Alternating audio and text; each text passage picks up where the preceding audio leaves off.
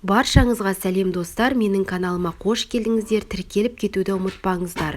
Сіздермен иммунитетті көтеретін және де салқын тигенде шипа болатын құрт көже дайындаймыз. Барлық қажет заттарды описание бөліміне жазып кетемін. Ең алдымен салқын суымызды пештің үстіне қойып, қайнатуға қойып қоямыз.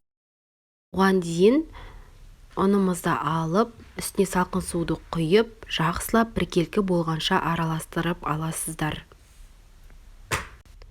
Ұнымыздың үстіне міндетті түрде салқын су құясыздар. Егер де жылы немесе ыстық су құятын болсаңыздар, ұның барлығы бірігіп, дұрыс сіздерде масса шықпайды. Осындай видеодағыдай масса болып шығады. Судың үстіне тұзымызды салуды ұмыт кетпеңіздер. Осы сұйықтықты араластыра отырып құясыздар. Міндетті түрде араластырасыздар. Себебі бірден құйсаңыздар, ол түйіршіктеліп қалуы мүмкін. Барлығын құйып болғаннан кейін арасында майда түйіршіктер қалуы мүмкін. Сол себепті осындай илеуіштің көмегімен 1-2 сүзіп алып қоясыздар.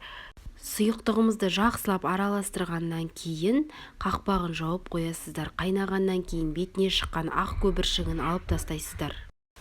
Көбігін алғаннан кейін өздеріңіздің қалауларыңыз бойынша сары майды салып, жақсылап араластырып аласыздар. Сары май ерігеннен кейін үстіне сүзбе құртымызды салып, тағы да жақсылап араластырасыз.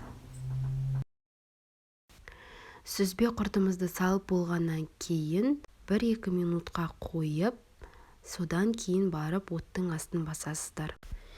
Салқын күндері жиі жасап ішсеңіздер, бойыңыз жылы жүріп, суық тиюдің алдын аласыздар.